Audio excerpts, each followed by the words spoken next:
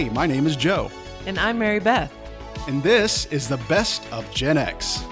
We are in our 40s. And we're siblings, We'll talk about adulting in a world so different from the one we grew up in, so excuse us while we save a generation. one episode at a time. Let's go.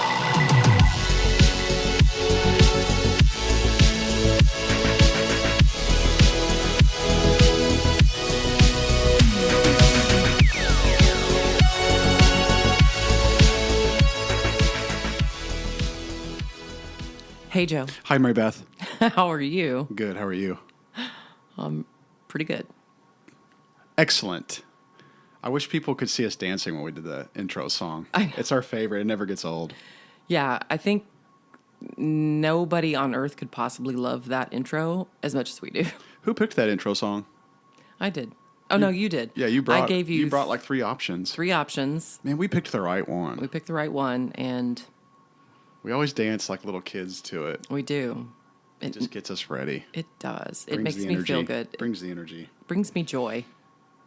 Okay, so let's talk about our weeks, shall we? Well, first, I'd like to mention that, because we drop an episode every other week and we live in a 24/7 news cycle, if something happens that a Gen X listener would, appreciate, if something happens during that off week, by the time we get around to the next episode, we've already moved on to the next new thing, right? So last time we forgot to mention that our generation lost quite the icon, the legend, Catherine O'Hara. Very sad and unexpected passing. I remember her from Nick at Night, watching SCTV, which was like the Canadian SNL. God, I love that show. Yeah, it had Eugene Levy and Yeah, Martin Short. Rick Moranis was in there. Martin Short. Gosh, I think John Candy maybe a little bit. Was he in SCTV? He may have been. If not, he was part of like a comedy troupe with some of those people. I just remember watching that, and so by the time Home Alone came out, I was like, hey, that's the lady from SCTV. And then, of course, if anybody out there is a Schitt's Creek fan, I'm trying to get Joe on the band. I will eventually. Dude. You remember how long it took me to get on The Office? And I'm quite the Schitt's Office Creek fan. is so funny and has so much heart. And she is perfection. Yeah. I think that's her finest work. Remind me Levy's son's name in real life. Dan. You always, like at first, like you mentioned Dan because he's funny. I mean, he is freaking. I mean, the show is his idea. Yeah. Like, that's his baby. The few minutes that I've caught of it, he's funny. But you always seem to go back around to her character. Her character. Like, you talk more about her character than you do his character. Moira Rose is unlike any character on any show you've ever seen. Like, she's this show's Dwight, right? Totally unique. Her accent is so damn good, you can't possibly imitate it. Like, you'll try. What kind of accent is it? It's sort of unplaceable. Like, you can't quite. It's You're like, not talking about like a foreign accent, just it's a crazy, make no sense because of where these characters come from accent that she has created for herself because she's a former starlet. Oh, does she kind of give off that transatlantic, old school, rich? You can't place it. That's interesting. I mean, it's one of the great challenges of being a fan of that show is trying to imitate her and failing, but you'll keep trying and keep failing. That's funny. Yeah, she's damn good in that show. And it just has so much heart. Yeah, she's really, honestly, I don't know that she's been in anything that I've considered bad. And I haven't even seen that show in particular. Yeah, I mean, she's good in pretty much everything she's been in. Yeah, and that to me is her finest work. And she almost didn't do it, by the way. Really? Yeah, she did the pilot as sort of a favor, as sort of a stand-in until they cast. Oh, And then she was like, everybody was kind of knew that she was it, and she was like, "Damn it, you're right." There always seems to be those kind of stories. Yeah, I casting love stories. that. I love that. But it's Dan Levy's creation. It's his. I didn't know that. Yeah. Okay. And so he's. I I think we're going to see great things from him in the future because he's very talented. She and his dad go back way, right. like you said, SCTV days. So. Right. I mean, she was basically part of their family. Yeah. So it was just sad to hear about that and just wanted to mention it. Okay. That's very fair. And also, speaking of past episodes. Uh-oh. When I'm wrong, I like to own it. I bragged hard on Ilya Malinin. Okay? I was very excited to see him just like make the ice bloody with his opponents. Okay? He had a heart. Anyone who follows figure skating knows what happened. I don't need to go into the details, but I think basically the pressure finally broke him. And his performance, the mistakes he made in his final performance were completely uncharacteristic of him. The dude doesn't fall, right? Dude doesn't mess up. He hasn't lost a competition in 3 years. Wow. On top of that, he, no joke, no exaggeration, he can do what no human being on earth can do on the ice. The quad axel, nobody can do that. No human being can do that. In fact, experts thought it was physically impossible for the body. So that's just like the four and a revolution. half. Oh, wow. An axle is a 1.5. So a quad axle is 4.5 revolutions. And they just didn't think the human body was capable of getting the height, the speed that you needed to get all those rotations out. So anyway, when he went into the final skate, I thought, dude, pressure's off. I mean, he was ahead enough in points that all he needed to do was go out there and not, like, trip. And he fell apart. Really? It was... Like multiple falls? Just tell us the story as if most of our listeners are like me and didn't see it. It was so hard. First of all, they call him the Quad God. He's becoming a sensation. Like, I feel like the Ilya era is just beginning. There are big things that we can expect from this guy moving forward. Like, he's got a great future in skating. So he had a ton of media attention, like mainstream media, social media, all the figure skating world. Everybody was expecting him to walk away easily with the gold because of what he can do. He went into the free skate, which is the long program. So they have a short program and a long program, all right? So he goes into the long program. Sure. He goes into the long program, and he's ahead enough in the points because of his short program was so good that I felt like this is going to be even better than I imagined because now the pressure's basically off. I mean, dude just has to go out there and skate clean. He doesn't have to do a single quad. He's so good. He just has to skate clean. But here's what's weird. And there are conspiracy theories about this, but I felt a weird energy in the Matrix that day. Something felt off. And I'm not sure I'm going to get the statistic exactly right, but I read somewhere that, and I watched it happen, like 18 or 19 out of 20 skaters that day fell. Now, I'm not talking about falling on a jump. I'm talking about uncharacteristic of those skaters falling.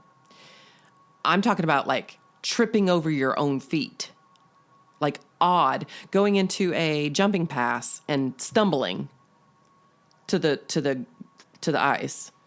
So it was very weird, and it felt like something was off. Like the ice was maybe too soft, or something was weird because it was just weird to see that many skaters in a row keep messing up on odd things that you almost never see in skating.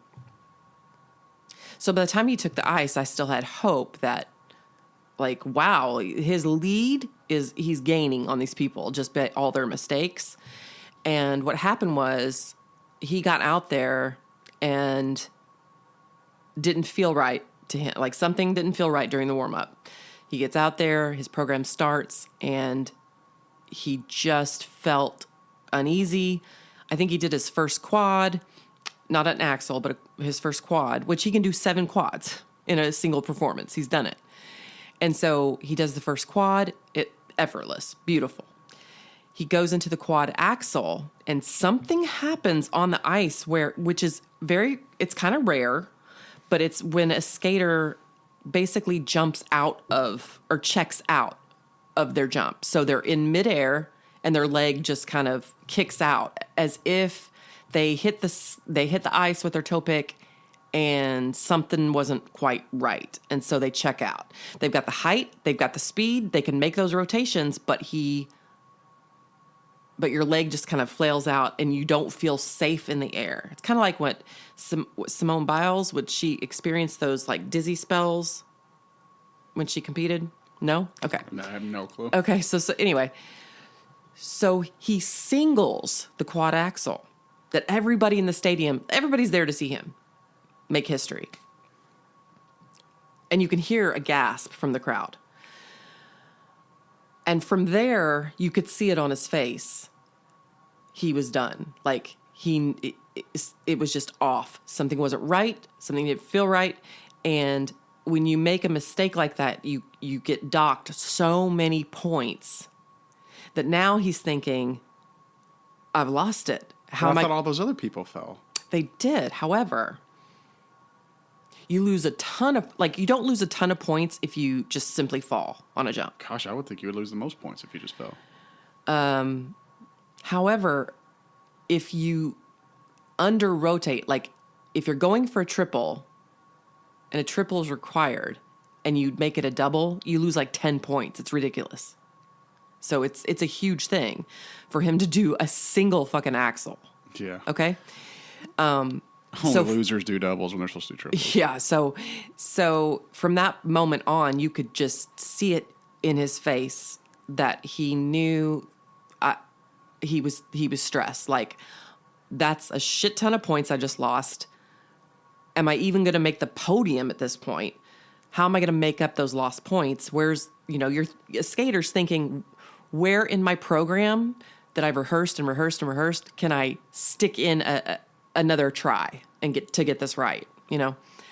So he fell on the next jump. He fell on the next jump. He doesn't fall. Dude doesn't fall, man. And it just deteriorated. So that by the time he wraps it up and puts his arms up in that final pose, he immediately covers his face with his hands. And then you see this look of complete and utter anguish and disappointment in himself. It was heartbreaking. I'm telling you, Scott Hamilton cried. The commentators were stunned. The crowd was stunned. He was stunned. It just was, it was as if Michael Phelps walked up to the diving board, did a belly flop, and then drowned. That's crazy. Okay. I didn't hear or see anything. I didn't expect to go that far in it because we're going to have a pretty long episode, I think. But you asked. Okay. Well, I hate it for the kid. However, he did help the team. They do a team event before all of this. The USA team won gold, largely due to him. So he skated a fantastic performance and just got them the gold. It was a neck and neck kind of thing. So he does have a gold medal. He just doesn't have an individual gold medal. But he will rise again. The world is behind this kid. If he's that good, I imagine he's fucking will. Great. But I think the pressure got to him a little bit. I think it did. However, in better news, Alyssa Liu just came out of nowhere. And I'm not going to tell her whole story. Skating fans already know. She won the gold for the women's skate for U.S. for the first time in, I think, 20 years. It's been 20 years since an American figure skater has won in the women's. So that was a big deal. Her performance was electric. Very cool. She's adorably Gen Z. She's got funky hair, piercings. She's a breath of fresh air. And so that was exciting. Okay. I love that story. Oh, shut up. What else you got? That's it. That's it? That's it for my opening chit-chat. Well, for my catch-up. Yeah. For me, basketball season is, of course, winding down. We have senior night on Tuesday, which before you fall asleep, Mary Beth. Hey, I'm going to give it right back to you. Before you fall asleep, senior night at home on Tuesday. If you and Josh want to come for free, you can watch me coach. I have your name on the list. Oh. Last regular game of the season, so you Okay. can watch your brother coach. Yeah. Because I'm finishing out with the JV. And we have our sectional draw tonight at 7, I think. So that's basically where we watch to see who we play in the sectional postseason. Fun times. But on a sad note, maybe I should have said this right after your Catherine O'Hara. Eric Dane, dead at 53. McSteamy. Nearly 1 year after announcing he had ALS or Lou Gehrig's disease. You know, obviously was best known for his role as Dr. Mark Sloan, or as Mary Beth said, McSteamy in Grey's Anatomy. But, and this is going to, just absolutely blow your mind. I'm anxious for Did you know what his very first professional acting job in LA was? No. Are you ready for this? Yeah. Please brace yourself. Okay. Tad Pogue in Saved by the Bell. The beach episode where they play, quote unquote, the game where Zach gets his car. Volleyball. The kid in the pink shirt. Did you, now, once you found this out, I'm sure you went back and looked at that episode. I couldn't believe it. Did you go back to that Yeah, episode? so I watch it. I'll never not watch it. I'll never watch it the same way. Yeah. Eric Dane in the pink shirt, hot Aw, pink shirt. babe. The other surfer looking kid with no shirt, he was the one with pink shirt. Crazy. Aw. Eric Dane. You know, he was also in Wonder Years, I think, a little bit, but that was his first professional gig acting-wise in L.A. Crazy. Yeah. How many times have we seen that episode I know. in life? Never. And then later I watched Grey's Anatomy and I didn't make the connection. Yeah, it's crazy. Because obviously in that episode, he was skinny kid. Yeah. Crazy. I couldn't. Men, it's no fair. I Men know. get better with age. Men just continue to look more and more handsome as they age. Allow me to pop my fake collar. Meanwhile, Sorry. women are spending hundreds of dollars on neck cream. Yeah, I'm only teasing. But it's true. Yeah, that's kind of what's going on. All right. Well, okay. Let's get into it. Today's episode is a little different. After about a year and a half of research and reflection, and eventually, just 2 weeks ago, in fact, a diagnosis, I am finally ready to share something publicly that only my immediate family has really known. I have discovered that I am autistic. And this isn't something that came out of nowhere. This has been a thoughtful, layered process. And today we're talking about, what that's looked like. Yeah. First, we're going to walk through that journey. What led me here, how it's affected my life. And then in true Gen X fashion, we're going to lighten things up by talking about one of television's most famous and beloved neurodivergent characters, Sheldon Cooper. I just want to tell you thank you for being autistic so that we had a chance to talk about Sheldon. I know. We one have of our been favorite waiting. characters of all time. We've been waiting for a chance to talk about The Big Bang. Hey, Mary Beth, when you first told our family group chat about your diagnosis being official, do you remember what I asked you? Ask me about a party or something. I said, in true me fashion, because, we like to keep things lighthearted. Well, here's what I said. Yeah. Before the appointment, Dad texted our family chat, which is just the 5 of us. We call it Party of 5. Party of 5. And he said, Bet, I know you got a big appointment coming up. Just wanted to let you know that we're here for you. We love you, And I responded with, that means a lot. Thank you. If I am autistic, I give you permission. No, I said, if I'm not autistic, I give you all permission to rake the hell out of me for thinking that I am autistic for the last year and a half. If I am autistic, I also give you permission to rake the hell out of me for being autistic. So one of the most rad things about Mary Beth is she's like, you know what? Make fun of me. I don't care. Please. And so in true me fashion, I immediately respond with, hey, Mary Beth, why don't autistic people like surprise parties? Because if it's a surprise, how will they know what time to leave? But don't. And here's the thing. Because I'm autistic, I don't get that joke. Is that right? It's exactly right. I don't get it. Even better. I know. All right. Well, first, I definitely want to give a disclaimer because what I've learned in terms of now I haven't engaged with the autistic community, and I even gag at saying that word, community. I've not engaged. I've not commented, discussed anything. I've just watched and observed and absorbed. What I know about them is that the whole autism community is being run now. It's been what do they call it? It's been captured by activists. Okay, so it's a minefield. So I just want to give a very clear disclaimer before we continue. So I am not an autism expert. I am not an authority on the subject. Most of my learning so far has been primarily focused on late diagnosed, what they call high masking autistic women. Some men, but mostly women. If you hear something that resonates or sounds familiar, I encourage you to start your own journey of discovery. And of course, keep in mind that autism presents differently in everyone.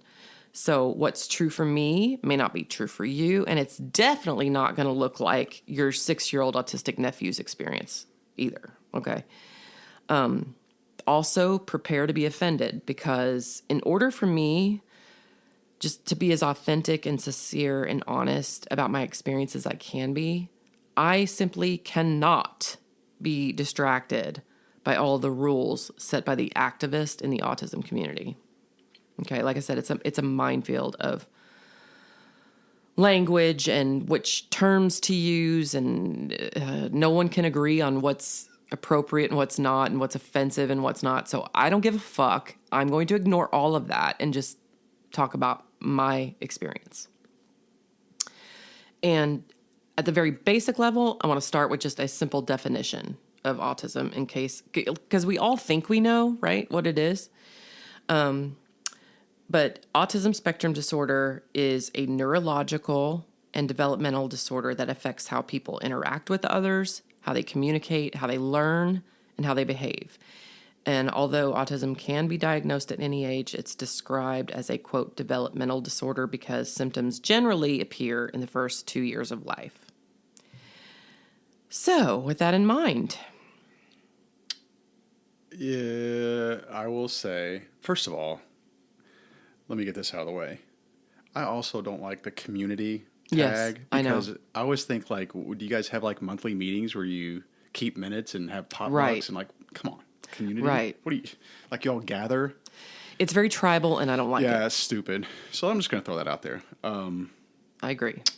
I will say my first reaction, if you want me to go ahead and just go there. I was actually going to cover that, but yes. Well, I was just going to say, when we first started texting about it as a family, my honest gut reaction was, she doesn't have autism, because I know her. I've been around her my whole life, and I've experienced working with a kid that had autism. So when I was finishing college, Mom helped me get a job at the school, the elementary school, because it was one of those, hey, it's $1 a year insurance, and you can take a couple night classes to finish school instead of taking day classes. Okay. They needed a special ed assistant, and it was for the school system's most severe nonverbal case of an autistic child. Mm-hmm. I'm not giving his last name, so his name was Dylan, but mm-hmm. he was like a bigger kid in third grade. So it was physically important for somebody that could, like, hold him, run and catch him, because he would just run off. Yeah. And so physically it made sense for me. Just throwing this out there, there weren't a lot of males in that building. Yeah. So they hired a young college guy that was in good shape at the time, and so he was very, very severe. So mm-hmm. in my mind, and that was 2002. Mm-hmm. So for 23 years plus, 24 years, in my mind, that's what autism means to me. I didn't realize there was such a spectrum of it. Right. There was, varying levels of it. Why they call it a spectrum? Yeah, I mean, he was the shaking hands. He was the making animal noises. He would just be walking down the hallway in a straight line and then just dart to the side and run out the exit door. I mean, he mm-hmm. was that. It was severe. Yeah. Everything was nonverbal. Everything was like hand signals and mm-hmm. picture books, so he knew what a schedule was. It was crazy. Yeah. Good experience, obviously. I'm glad I had it, and I can talk about it. But I remember you really enjoying it. Yeah, and so and I became very, like, you were very bonded with him. I loved that kid. Yeah. He would hug me, couldn't look me in the face and talk to me. he would answer a question like he would have speech therapy, and I would say, "All right, it's Miss Shipper time." Like her name was Miss Shipper, and he'd look at me and go, or he wouldn't look at me. He would say something, and I'd put his chin up towards my face, and he would go, "No, Miss Shipper," so he could like respond. Yeah. But I couldn't have a conversation with him. But he knew who I was. Yeah. And so I would come to the special ed room, and he had his own way to express his love for you. Yeah, and he would hug me, and he would like put his arms around my neck, or he'd watch me. He'd like when I draw him a picture, you know. So yeah, I was very, I was very much close to him. You talked about him all the time. All the time. So, but again, in my mind, I was shaking my head like, she doesn't have autism. Right. She's not Dylan. Right. You know. So. Yeah. The challenge of this episode for me, and the reason I've been so nervous to talk about it, I mean, everybody, our listeners know I'm an open book. I have shared very openly about my life, my experiences, my mistakes, etc. So it was hard for me with this episode, not because of the label at all, has nothing to do with that, just that this is not an update. This is a catch up, because I have kept this private for a year and a half. So it was really hard for me to decide what to talk about right now and what to kind of save for maybe a later time, later conversation. I'm just going to do my best to make it all make sense for everybody, because I know that there are going to be people who are listening who know me very well and have known me for many years who are going to be very shocked at this. Oh, 1,000%. 1,000%. And so I'm just going to try to do my best to explain it, like what led to it and how it's And I'll just do my best at making fun of you in the process. Please do. As your brother. Please do.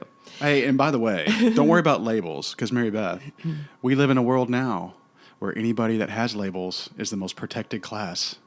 Hey, I get to join the hierarchy Olympics of victimhood. I'm telling you, you're protected. I am protected. So take that label badge and wear it proudly. I will. Hey, Mary Beth. I shall. Before you get going. Okay. An autistic chef. Are we already starting? An autistic chef made hamburgers out of donkey meat. He called them ass burgers. Okay, that's not fair. She had a drink in her mouth. I had a mouthful of water that I almost spit out. Okay, go ahead. Asperger's. Okay.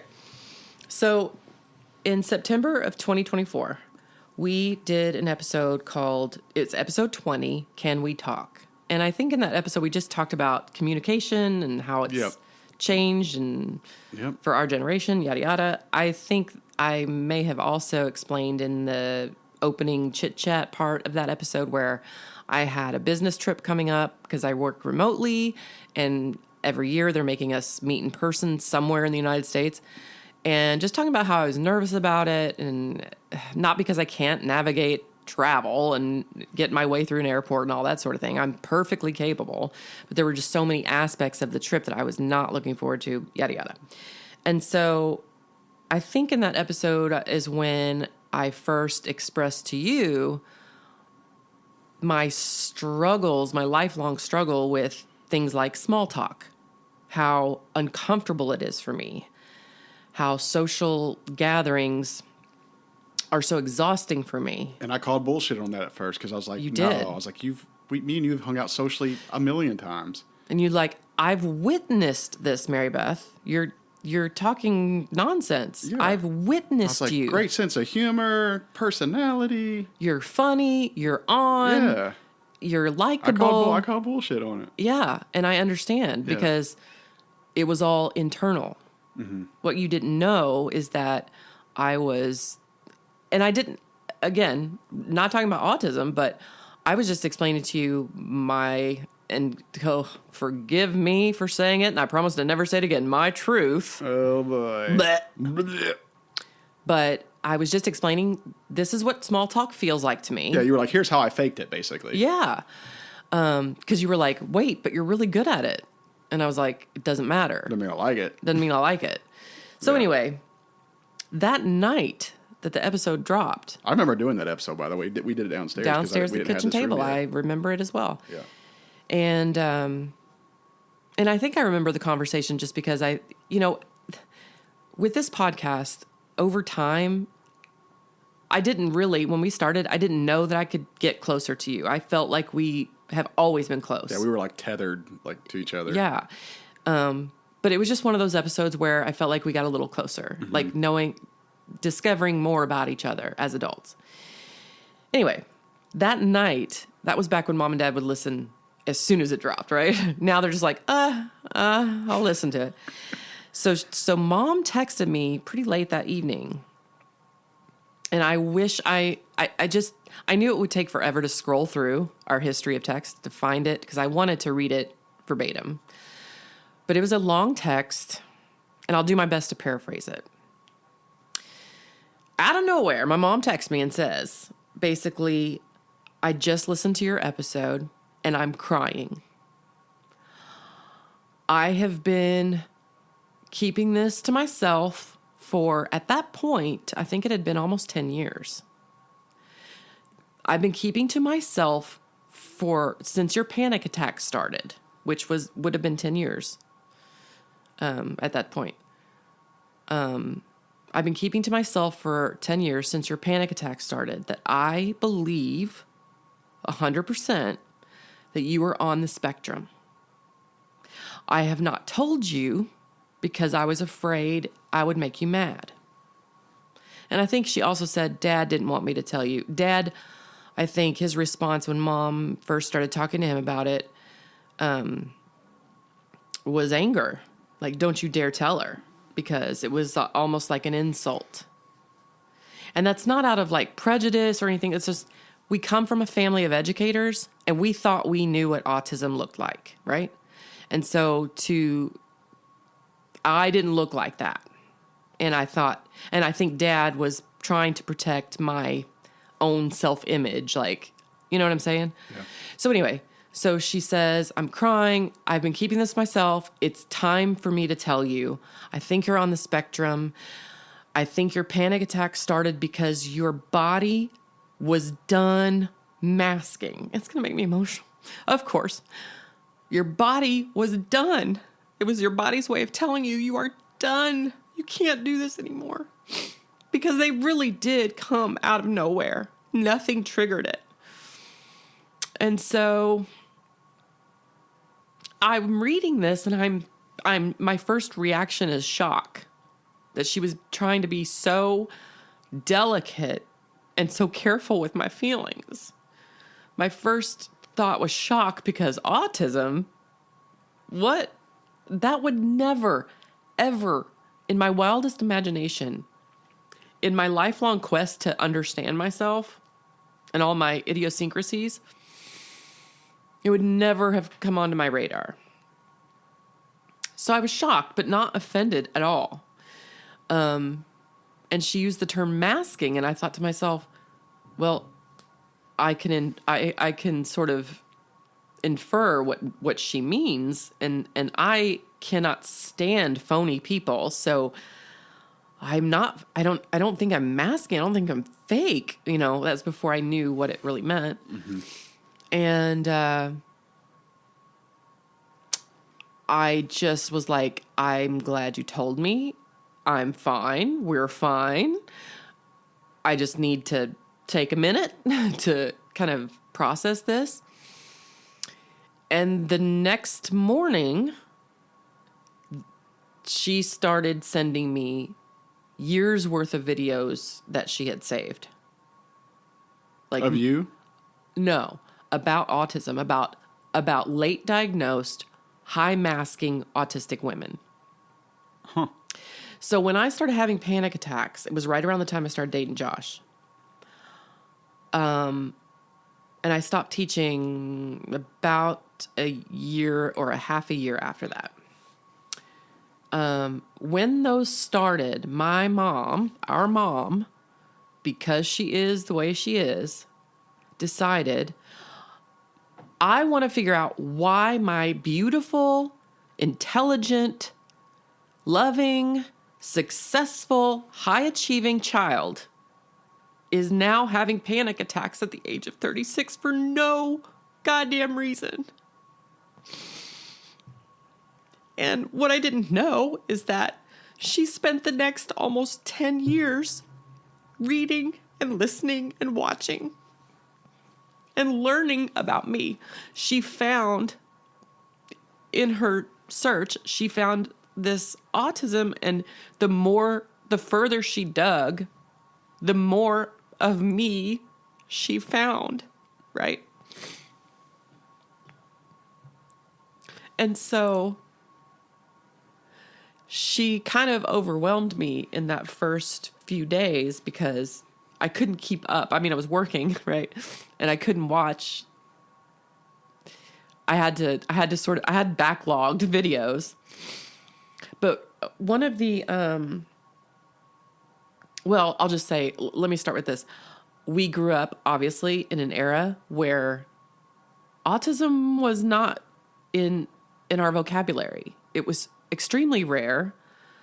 We didn't know, even the special ed kids that we grew up with in school, I never remember hearing the word autism. Yeah, it's fairly new. I mean, relatively speaking, it's a fairly new concept. And even as educators,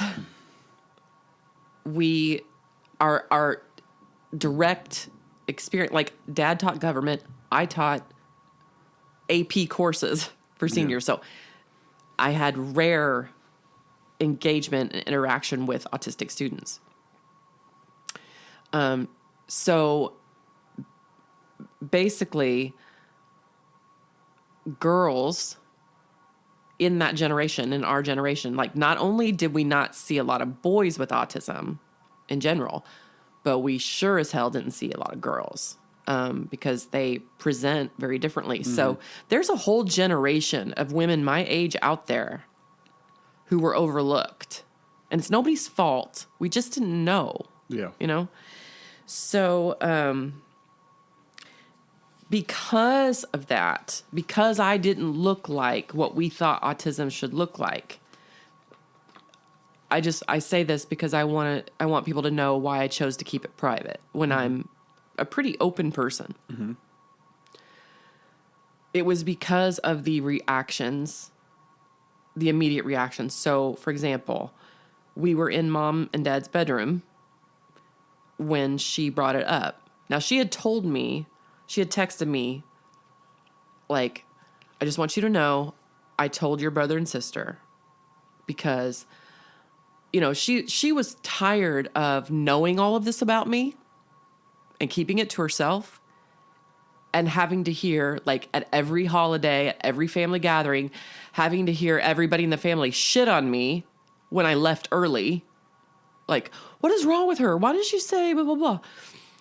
And Mom felt terrible because she knew why I needed to get out of there and felt like she couldn't tell me. And honestly, that was the only thing that made me mad, was the fact that my own mother, like, and it's part of being misunderstood my whole life, thinking, how do you people who know me best not know that you can tell me anything? Like, but we'll get into that later. I decided to keep it private because one of the first reactions was, well, silence from Dad. And from you, a very clear eye-rolling Jesus Christ. Like, that came out of your mouth. And it came out of your mouth twice. Like, not loud, but loud enough for me to hear it. And I saw it. Now, it didn't hurt I'm crying because, I don't know, it's so big. But it didn't hurt my feelings. But it sent a message, like, this is something people in my life are not ready to talk about. Whereas, if you had come to me out of nowhere and said, hey, I just want you to know, I've been feeling a lot of anxiety lately, and it's really interfering with my life, and I saw a doctor about it, and they're going to start me on this medicine, and they also suggested that I start therapy. I wouldn't hesitate to be like, wow, I'm glad you're getting the support you need. Like, and so the dismissive reaction was hard. And it wasn't just that. I, like, days later, went out with 3 women I used to work with at the school. We're good friends, and we try to get together once a month for just a ladies' night. Mm-hmm. They're having a conversation about Teresa Caputo, that medium with the big hair. Yeah, I know. Okay, I love her, right? The Long Island medium? Yes, I love her. I don't believe in that shit. I think it's a scam, but I like her, whatever. So they're talking about, I guess one of them had gone before and wanted to get tickets to see her again or something. It's hard to remember exactly, but they were talking about it. And they were talking about one of the sessions that either they had been in and how they were like blown away by the things she knew and the things that whatever. Right. So they're like believing this stuff. Right. Well, right after that, one of them asked me how the podcast is going. And I'm like, oh, it's, we're in the first year. We're having a lot of fun. It's great. In fact, we just did an episode like a few days ago. And my mom's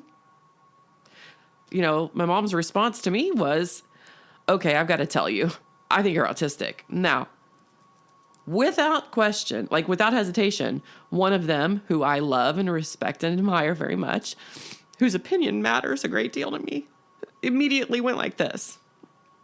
Ugh, that is ridiculous. You are not autistic. And my reaction was, again, it didn't hurt my feelings, but it made something very clear, which is, okay, this is not a safe place to talk about this. But my reaction was always to make a joke. I had to pee, so I started to stand up at the booth and I go, okay, y'all can talk to dead people, but I can't be autistic. Got it. And so I went to the bathroom. I came back and never brought it up again. At that point, I knew it had to be private.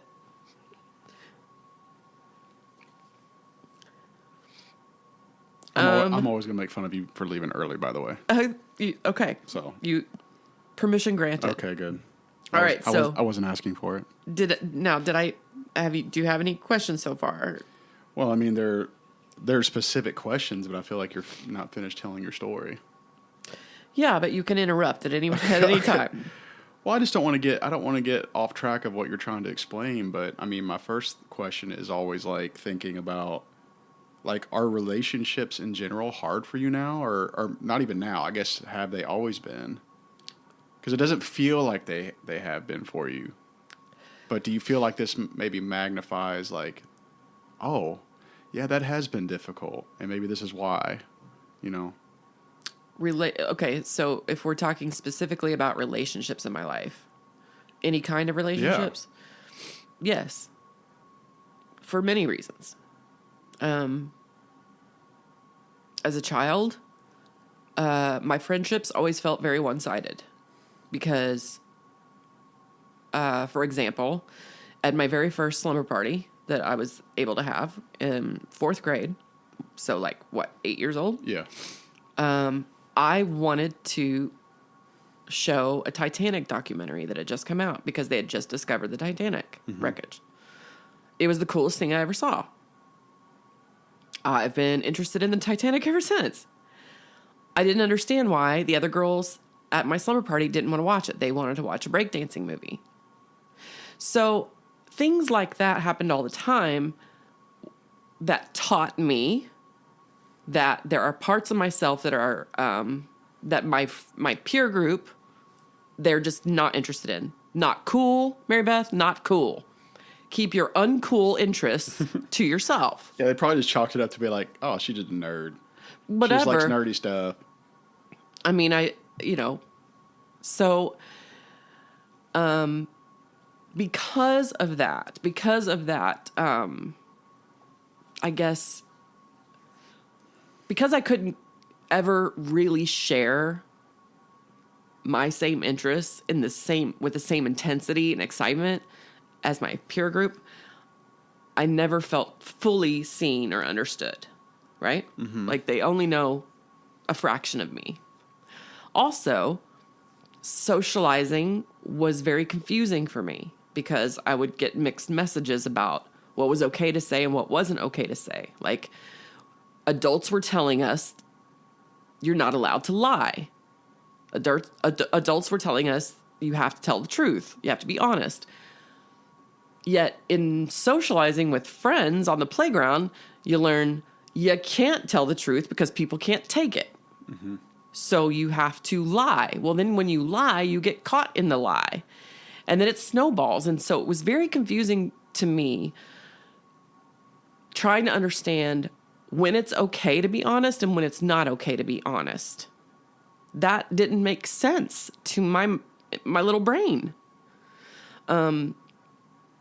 Talking behind, like, girls my age love to talk about each other behind each other's backs. That was mean to me. That was mean. And if I got swept up in it and did it too, because I didn't want to, you know, I had to join in. I had to be accepted. And they made it sound okay, so I would do it too. But for some reason, I was always the one being thrown under the bus, time and time again. And so my friends were always very wishy-washy. Mom could tell you stories about me coming home from school crying because this person and that person. My friends were so wishy-washy in that way. And they never seemed to have to suffer the consequences of their gossipy, two-faced kind of way. But they always had fun throwing me under the bus for some reason. So, yes, like, friendships always felt one-sided. Like, I care about these people more than they care about me. Romantic relationships, I didn't know that I was autistic, so I was particularly vulnerable to narcissists. Who did I date? Fucking narcissist. Yeah, so yes, to answer your question. I mean, that's an unfortunate consequence of that condition, you know? Yes, I hate very. that. Yeah, I hate that. Hear that. What? Why did the autistic ice cream run away from the party? I don't know. It had a meltdown. Oh my God, that's so good. That's so good. Is that appropriate to take us to break? That is so appropriate. Well, I mean, we're probably due for a break, but I have more. I mean, that's why I didn't want to jump in with questions. I feel like you got some. I feel like you got some stuff. Okay, let me just touch upon the research phase. Okay, first of all, do you feel better that you're getting this out there? I really do. Okay, because I don't want that to be heavy on you. I don't like to hide things. I don't want that to be heavy on you. Hey, your bro's here. I make fun of you, but I do care about you not making that heavy on you. Thank you. So I just wanted to touch really quickly on what it was like in the first weeks of mom telling presenting me this. that as an option. Yeah, so I said she inundated me with videos, right? It wasn't the very first one that I watched, but it was one of the first, and it clicked immediately. It was a video where an autistic woman said, "What is the question that autistic people or high masking autistic people hate the most?" And she said, "How are you?" And I threw my hands up in the air watching this going, of course, everybody knows this. That's the worst question in the world. It always makes me weird and awkward. Why? Because it's fake. When people say, "Hey, how are you?" they don't really mean "How are you?" In fact, for years, I would, in social settings, make the joke when I was meeting new people, whatever. I would say, "I'm totally awkward about this. When I say, 'How are you?' I'm like, 'How are you?' Like mind, body, spirit." I would make that joke. I fucking hate that question because it's a formality. It's unnecessary because it's superficial. You don't really, do you want me to tell you how I am? Because I'm here for it. But they don't want to really hear that. So when someone asks me that, a million things go through my head at one time. I'm thinking, oh, they asked it because they're supposed to. Sure. I am supposed to say, "I'm good, how are you?" But they don't really mean it. So I can't tell them about this, and this that happened this past week. Because then I will be, quote, weird. So those are the things that go through my mind when someone says, "How are you?" Pissed now because you're fake. Right. That's how you should respond. So that's how my body and my mind have always responded internally to that question. That struck a chord, and I responded to Mom, and it would be the first of many, many variations of this same response. which was, oh my God, I thought everyone thought this.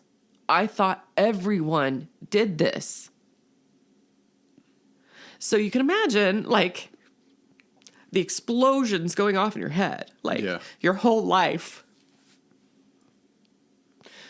You know, you're going through a quick reel of your whole life, unlearning things you thought you knew. Right. Yeah, I remember I can't remember if you did it in a text or if you told me on a podcast day or what, but I remember you bringing that to my attention, like, I'm watching this stuff and I think I am. Like, I remember you telling me, like, oh, it clicked. Something clicked. Yeah, so that began a series of similar videos of not just women giving their testimonials about it, but also medical professionals. I immediately read 3 books, 3 of the top recommended books on autism. I listened to them on Audible, and as I was listening, I was typing copious notes. So pages and pages of notes on each book. So I was trying to take what I was hearing and learning and applying it to my own life, my childhood, my memories, whatever. And seeing if it clicked, and everything kept clicking. Every box I kept checking. And so more and more, I started to believe this could really be the thing that I've tried to understand my whole life. So it sounds like a contradiction, but it was both, like, the research phase, it was both quick and slow. Like, quick meaning like it was everything all at once, and kind of overwhelming, but in a good way. But it was also slow in the sense that even after a year and a half now of learning about it, I'm still having what feels like daily realizations. Like I'm connecting dots for my whole life. And I feel like I'm constantly learning something new about myself. Because when you reflect back on your life through the lens of autism, and it all makes sense. And the reason, I'm sorry, I'll pause and say, I did not expect to get emotional, honestly. But the reason I am is because it's because of everything I think about, everything I remember going through, things I went through that I didn't have to go through. Had we known sooner, I suffered so much. I know, but again, it was never really talked about as a condition. Right. When we were growing up. Right. It's nobody's fault. Yeah. Mom feels very, very guilty. I know, but I hate that you feel that weight of, like, what if things could be what this way. What I mean is, I'm sad for the girl and the woman who suffered a lot, who didn't have to. Yeah, sure. Mom feels very, very guilty still. And I tell her, nobody knew. Nobody knew. Like, it was rare in boys, let alone girls, because we present so differently. That's just kind of like a natural parent reaction, I think. Sure. Anytime your kid's affected, like adversely affected, it's kind of like, I could have done this. I could have done that. And anyway, so, but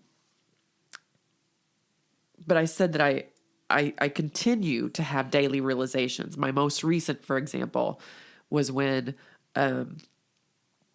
realizing that 2 years leading up to Mom telling me this, I was doing deep dives and talking to my doctors, multiple doctors, about why I could not regulate my nervous system. Why am I stuck in fight or flight? I'm taking these pills for panic and anxiety. They're supposed to calm me down, but I cannot, it feels like 24/7 adrenaline is pumping through my veins and I cannot come down. I cannot get unstuck. And I couldn't get answers and I couldn't find answers. And they never thought of that as a possible solution? Autism never, it's so weird the way our algorithms are designed to send things our way like that. But for some reason, autism never came up on my feed in my search for answers. I'm just saying them in general. As medical professionals, they never... No. And here's what's weird. if you look at the definition of autism, like it is a neurological, like, which means that something's wrong with your brain / nervous system. I'm looking at ways I'm looking for answers as to why I can't regulate my nervous system. And autism never appeared in any search. Yeah. Very bizarre to me. That is weird. So I was already, like, I have been on a lifelong quest to figure myself out. Like, why am I this way? Why am I that way? And this was just, a phase in life where I was feeling particularly fight or flight, can't come down. What's the problem? So the diagnosis, it was very, very involved. It was very hard to find this person.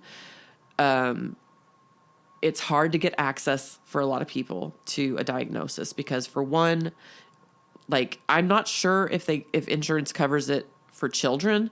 I know they don't cover it for adults, so it's very expensive. I had to pay out of pocket, but I was prepared to do that. I knew that I wanted a diagnosis. I needed to know for sure if I am or am not. So it was a lot of money that I had to pay.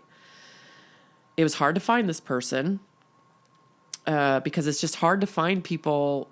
Again, it's fairly new, and a whole generation of women were overlooked. So it's just hard to find someone who's specializes in that, in late diagnosis in females. It's hard to find someone certified for that, licensed for that in your state.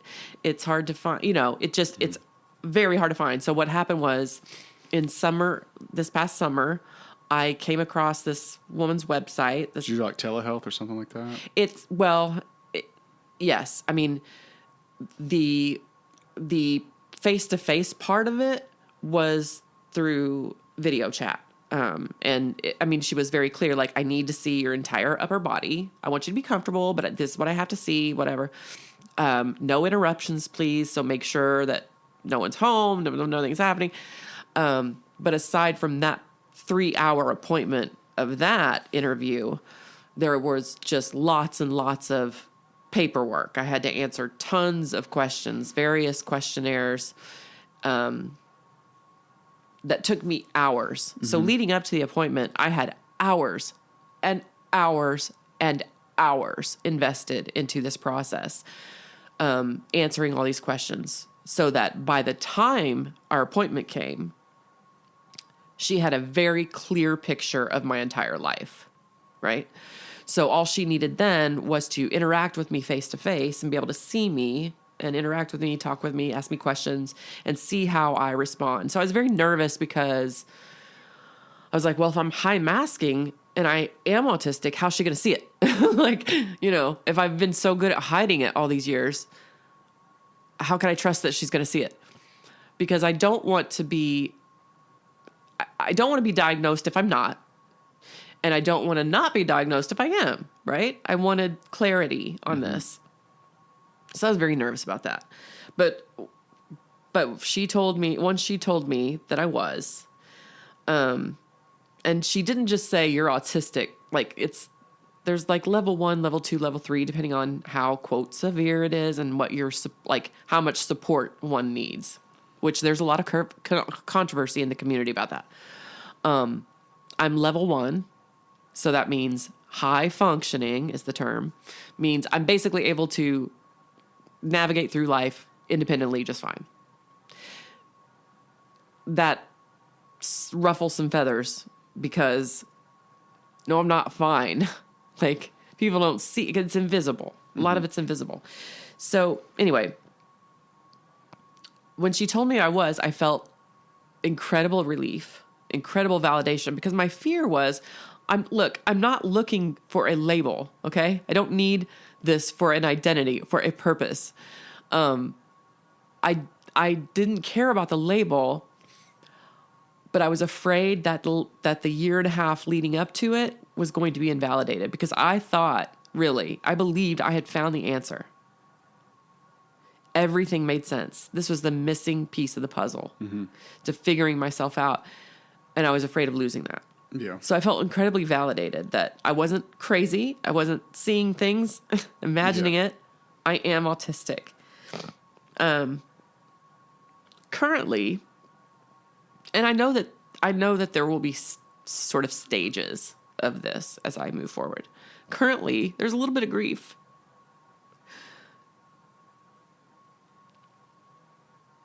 Because now that I have the diagnosis, I'm not just learning about autism as an observer, but as someone who has autism. So I'm giving myself permission now to finally look at 5-year-old me and give her some grace, or to look at 30-year-old me who was in a dangerous cycle of alcohol and Adderall abuse because I couldn't function without meth at school, with all of that noise and chatter and questions and all of the masking. I couldn't function without it. And then when I got home, I couldn't come down. So I relied on it. So it was dangerous. I'm telling you, it was hidden. And it was dangerous. You guys don't even know how much damage I was doing to my body. All because of something I didn't know I had. I was trying to regulate my fucking nervous system, for God's sake. And I was doing it in a very harmful way. So there's a little bit of that, like sadness, a grief, whatever. But it's mostly positive, believe it or not, based on how I sound, like a big crybaby. But what has surprised me is that I didn't expect to feel this shift going from, learning about it to going from learning about autism to learning about my autism. Now I can own it. Now I don't have to wonder. Until now, I've acted almost like an observer, like I said, but now I feel like it's time to embrace that part of myself and learn how to unmask completely. And finally, before we go to break, I know we're running long here, but I just want to touch on what it explains about me, because I'm sure there are people listening who know me, like I said, who are going, you don't fucking have autism. What it explains but doesn't change about me. So, resting bitch face. That was autism. The fact that my face, like the fact that I've always, since I was little, since before I could read, I remember being told, you're too sensitive. You can't take a joke. You're moody. And inside, I was always happy. Mm-hmm. And I love to laugh. And I could take a joke. I thought jokes were funny. But what happens is you're being teased, right? Mm-hmm. You're being teased when you're little. It's not that I couldn't take a joke. It's that I didn't hear a joke. I heard teasing, and teasing is not funny. Teasing is mean. Mm-hmm. So it was confusing. And so if you're told long enough, like if someone says to you, why are you in such a bad mood? And you're like so not in a bad mood, after 5 hours of that, you're going to go, I'm not in a bad mood, right? Right. So since before I could read, I was told, you are too sensitive. You cannot take a joke. You are moody. And these are all bad things. And I didn't understand why, because on the inside, I was always happy. What made me unhappy was being told how unhappy I was. And feeling like I was screaming and no one could hear me. So being misunderstood on that level by the people who love you most in the world, I can't begin to explain to you what that does. What it does to your feelings of being too much and not enough. So I went through my whole life trying to figure out why I'm so unlovable. And not understanding why my face didn't match what I felt on the inside. What my tone didn't reflect how I felt on the inside. sensory experiences, like washing my face and feeling the water trickle down my arm. I can't stand that. I have to have cuffs, like little cuffs on my hip. Taking a shower is so hard for me. I bathe every day, but I shower like once or twice a week just to wash my hair. It is a terrible experience for me. I can't believe I did that every morning of my life, because it's terrible for me to go from warm and cozy to cold and wet. I have cut tags out of my clothes for as long as I can remember. I have avoided, like, I do that. I hate that. taking me shopping was always so stressful for our mom, because I could not tolerate, she would insist, this looks so good on you. This complements your figure perfectly. And I would try to explain to her, I can't tolerate this fabric. The way it hugs my skin, I can't take it. Social processing. So I always prided myself. I would tell people I'm a low maintenance friend, right? We don't have to talk all the time. We don't have to see each other all the time, but you call me out of the blue, 3 a.m, need help, I'm there. Like, I'm a loyal friend. I feel deeply empathetic for people. I feel very empathetic, but I've always struggled to show empathy. It doesn't look like empathy to other people. And so my way of expressing empathy, I'll never forget. Andy doesn't remember this, but when we were in college, she once said to me, anytime I try to talk to you about something I'm going through, you immediately make it about yourself and start talking about your own experience. And it really affected me, because it didn't hurt my feelings, but it hurt me that I hurt her unintentionally. When what I was trying to do was show empathy. Like, I understand how you feel because I've been through this, and this. Like, I get it. So that's always been a lifelong struggle. Burnout, shutdown, meltdowns. I've had them all my life. Hyper-focused on special interests, like, you know, about my Twilight obsession and my ridiculous Romeo and Juliet phase and Titanic this and figure skating that. You know all about it. You lived through We've it. done trips and podcast episodes on these things. Precisely. So, like, you know, when you were dating Kajal, and she had said one time, you guys are a moody AF, you know, and I was like, no, I'm pretty, like, I don't know what my face is telling you. I don't know what my body language is telling you, but I promise you, I'm a pretty consistent chick, right? On the inside. But she would see resting bitch face, and then 5 minutes later, my hands are moving, and I'm really animated because I'm talking about Twilight, and I love it so much, and blah, blah, blah.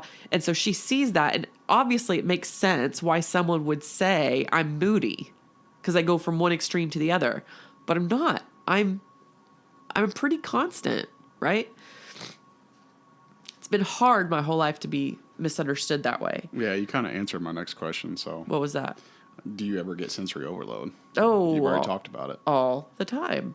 And a lot of it comes from, like, socializing, the noise. I can hear the electricity. And, like, when Mom was first sending me all these videos, I was amazed and in disbelief that I thought these were just normal parts of the human experience, where I watched a video, for example, about hearing electricity and how it can get on your nerves and it can be distracting, whatever. And I started to cry because I went to Josh and Mallory and I said, how many times have you heard me come into this kitchen and say, what is that? Do you hear that? What is that sound? And they couldn't hear it. Crazy, right? I mean, you hear what you hear. I mean, But it's just... And then finally stimming, which I didn't even know what that was. I had never heard the term stimming. I don't know what it is. Well, you know what it is. You just didn't know the term for it. It's the hand flapping. It's the repetitive behaviors. And it's short for, like, self-stimulatory behavior. So anything that an autistic person does in a moment of overwhelm to self-soothe. My biggest one, obviously, smoking. That soothes me. I don't like chewing gum. It hurts my jaw. It gives me a headache. It makes my mouth dry. But I must pop gum when I'm in a car. I must pop it. I must hear the sounds. I must feel the sensation of it. I often, in my life, have done this out of nowhere when I'm with someone. I'll go like this.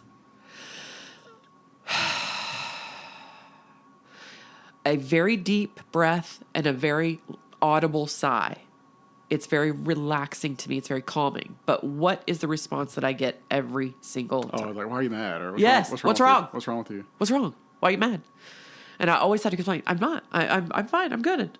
And it's exhausting to have to explain it every time. I'm like, but I didn't have the words for it. I didn't know what I was. It was just like, oh, don't you ever have to just like release a pressure valve in your body? And I didn't understand that was not normal. Yeah. And then, sleeves. My sleeves have to be long and wrapped around my hands. And I'll stop with this.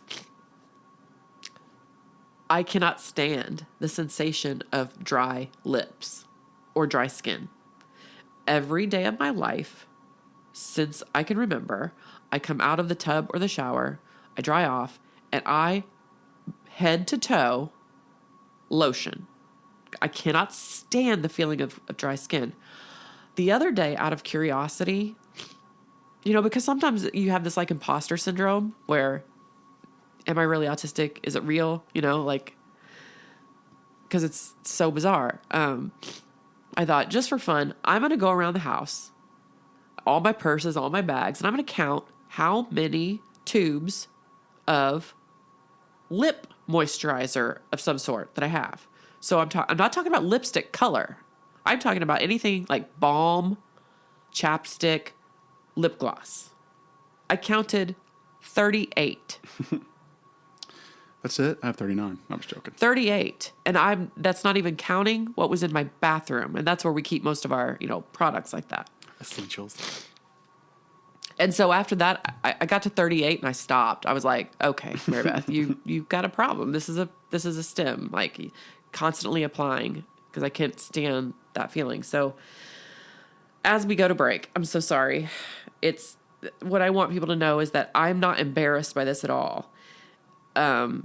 This is hard for me to talk about publicly for a whole host of other reasons, but it's certainly not embarrassment. And I don't see it as a flaw, and I'm not insulted by it. I'm not even the slightest bit embarrassed about it. It's also not your whole identity, but it's also weird because it literally explains everything I say and do. Mm-hmm. So it's hard not to say that it's everything that I am, because it explains it all. It explains my entire life. It's just that's not an exaggeration. So yeah, this is a time that we can sort of regroup. I don't want to make this a heavy, cry session for everybody. It's not fun for listeners, but if there's one thing Gen X does very well, it's process serious stuff and then immediately analyze a sitcom. So Mary Beth. Yeah. What's an autistic person's favorite movie? I don't know. A Quiet One? A Quiet Place. Perfect. Going to break. I love you, bro. Hey, listeners. Do you like judging people as much as we do? Then judge us. To submit your criticisms and complaints about our show, you can reach us at gotohell@bazinga.biz. For all other comments, questions, or suggestions about future episodes, drop us a line. Send us a text from our website at thebestofgenx.buzzsprout.com and click on the link just above the show notes. Or email us at thebestofgenx@gmail.com.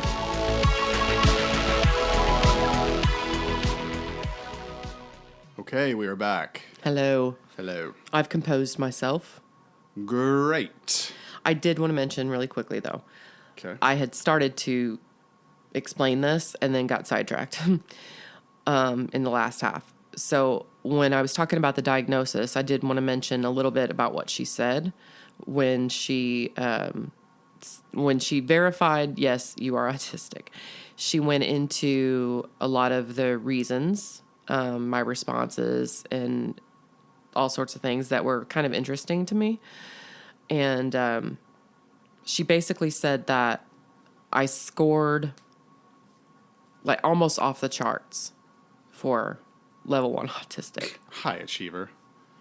Yeah, right. So I just, I know that there are going to be people who insist that I'm not, but I want to just say she was very clear, and she wrote out a full report that I was most definitely autistic, and that my scores on all of the assessments that I submitted before the appointment, I mean, the interview confirmed it for her, but all my scores on the assessments and everything that I took, she said I scored like well above the average, adult female autistic would score. So, it is official. And not just that, but she wasn't evaluating me for anything else, but there were some things that she was pretty sure that because it's so extensive, there are certain things that are unexpectedly revealed about me, in this process. So she also told me that I am very likely OCD. And that I probably have what's called ARFID, which is... Gesundheit.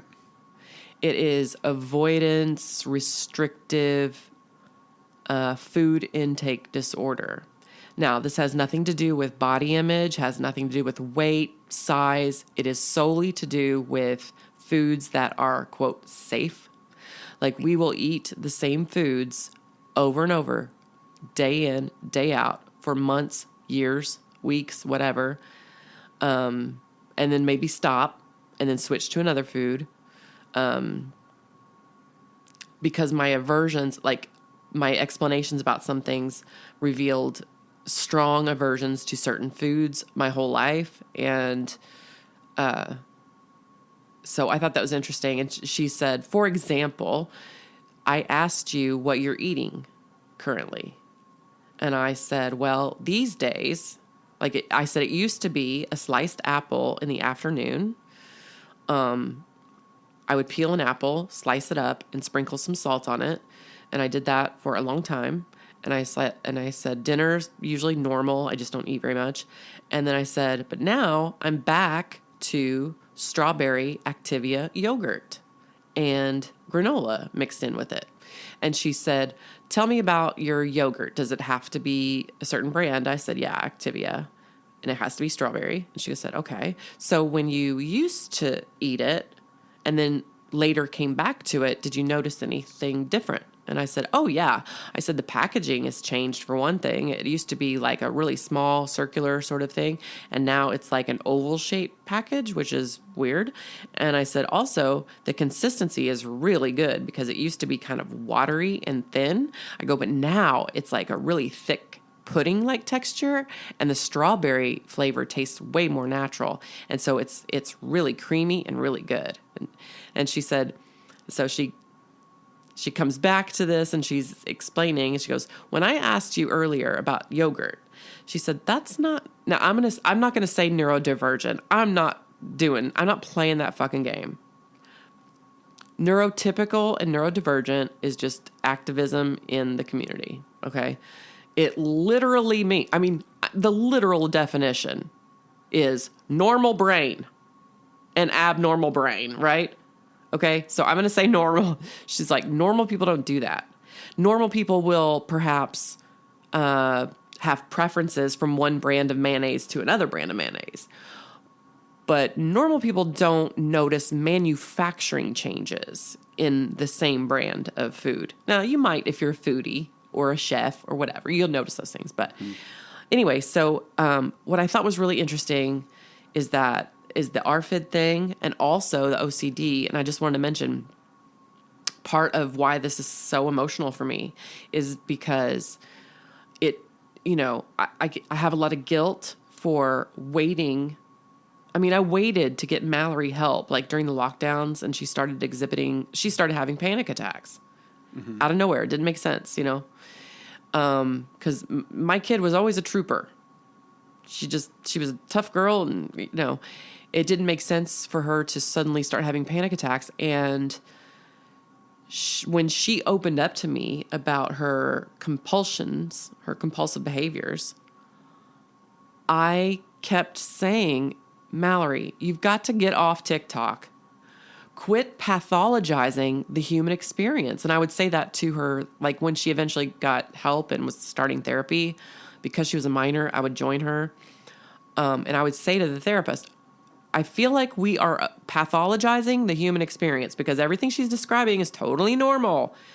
The reason I took so long, the reason I had to wait until my daughter was sobbing in front of me and said, I don't want to live anymore. Like, that's what it took for me to finally get her help, because I thought everything she was describing was perfectly normal. But it wasn't. It was because I had OCD.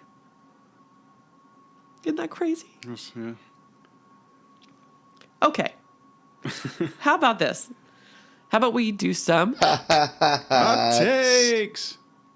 hot takes? Hot takes. You go. Okay. My hot take is the United States should flip Memorial Day and Veterans Day.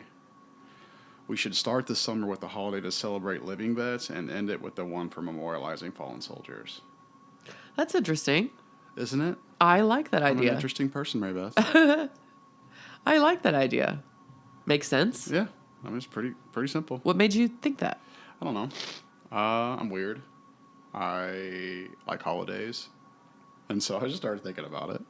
I was trying to stay away from like food hot takes or something goofy. I was trying to be a little bit more serious. What's funny, I was going to say, is it because you're autism adjacent? Oh, no. So can we please? Okay. Now that I think about it, no. Okay. So because I have such a hard time with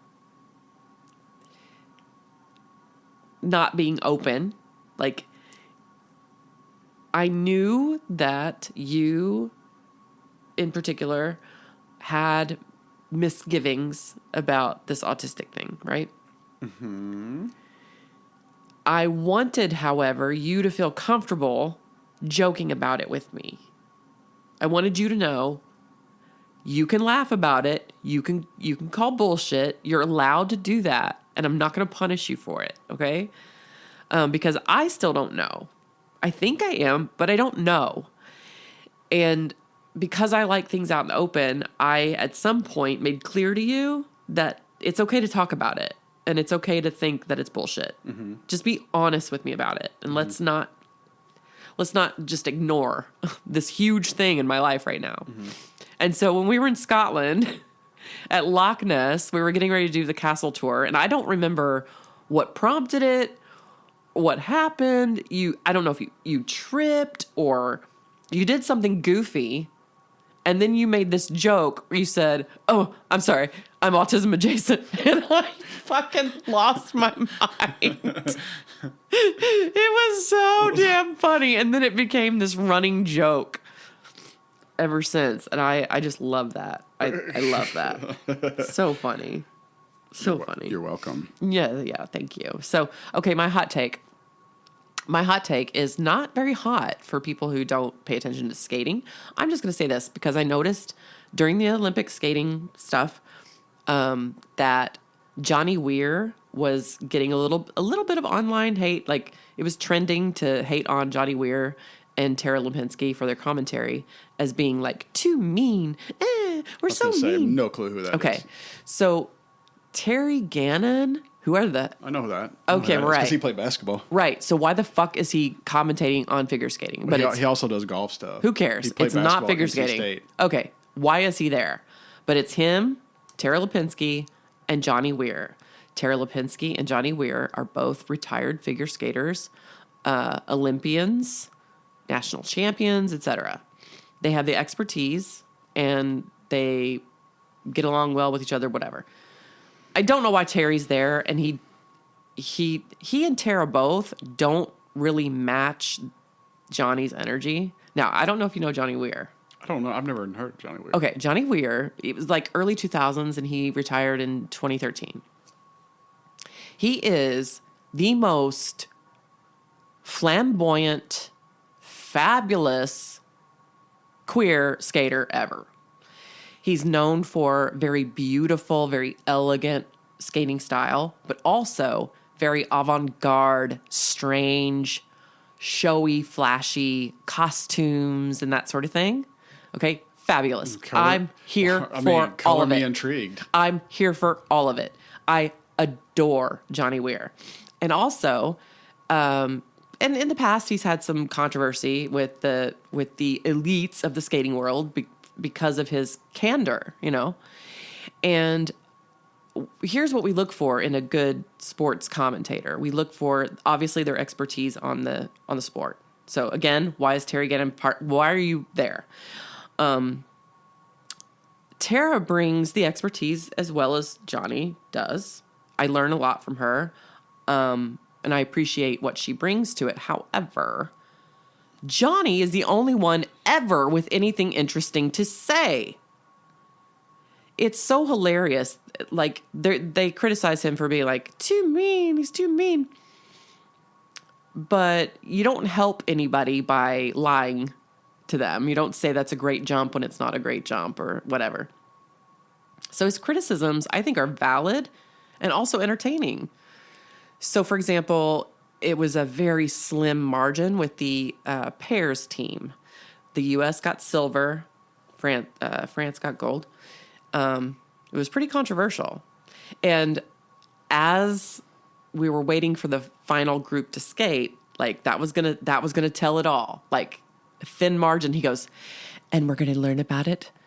How did he say it? It was like, it'll come down to a kitten's whisker. Hilarious. Dude's hilarious and so funny. And one skater, he was like, she has a very koala style when she jumps. And of course, Terry and Tara don't banter well with him, I don't think.